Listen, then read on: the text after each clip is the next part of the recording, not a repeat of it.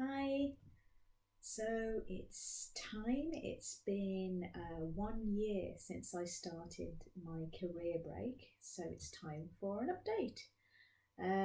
Wow, it's been an amazing 12 months. I can scarcely believe it's been 12 months.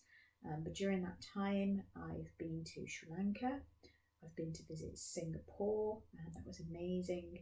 I went to Bali, Lapland, which was Finland, Sweden, and Norway.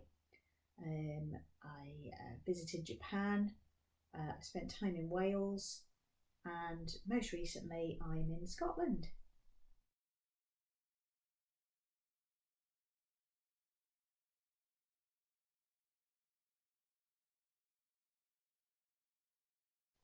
I volunteered abroad at a sea turtle conservation centre, and during that time, I actually arranged and led a group tour to see local waterfalls.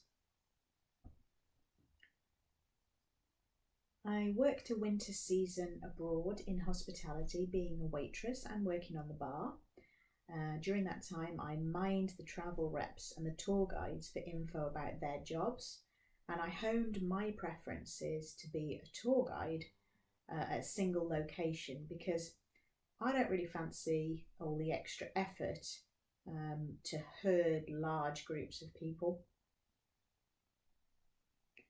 I've lived inexpensively by negotiating long term rates at hostels. See my next update for information on that. I've secured a seasonal job with accommodation, and I've stayed in a holiday home.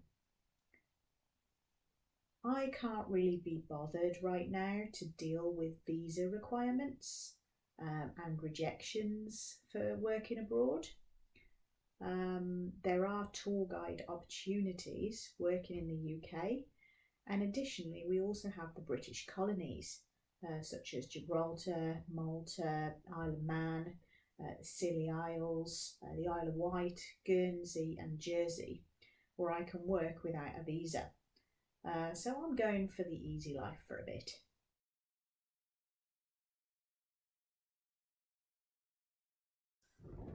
Skills I have acquired during the last 12 months that I probably didn't have already: bartending, beach cleaning, napkin folding, and I've started doing a bit of voiceover work.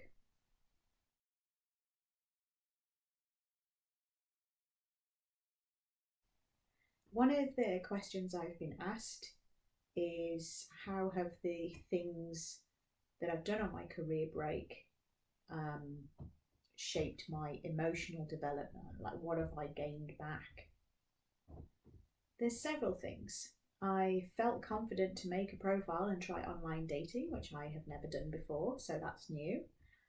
I got to a point where I actually felt happy and content on a beach in a caravan in Wales. So that was a huge step. I have protected my energy and I have said no to people who might try to compromise it. I've stood up for myself against energy draining vampires, and I've learned to be carefree in a frankly uncaring environment. I found that the less I cared about what people thought, the happier I was. And I've achieved a long held dream to travel in Japan.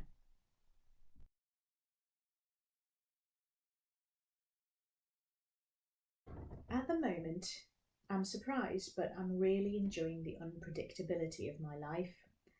For example, I started to think about working abroad. Next minute, I'm booking a trip to Bali to volunteer at a sea turtle conservation centre. I gave up looking to work abroad because I kept getting rejected. Next minute, I'm working abroad for the winter season in Lapland, which I consider myself very lucky to have been able to do. Then I don't really know what I'm doing after Lapland. Next minute, I'm in Scotland working the summer season. But it's a bit wild, but I've really enjoyed it. And everything I've done has in some way been on my list of ideas that I had originally.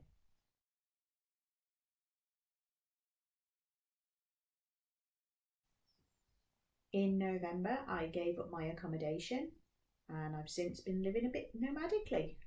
Sometimes I get accommodation with the jobs I've got, and sometimes I seek it out. And sometimes I do couch surfing at friends' houses. I have wonderful friends. I've lined up some great plans for the summer and autumn 2025. I'll be working the summer season at a distillery on the Orkney Islands in a combined role, doing restaurant, bar, cafe, and tour guiding work. This is a great opportunity for me, and I've managed to secure some reasonable priced long-term accommodation there too.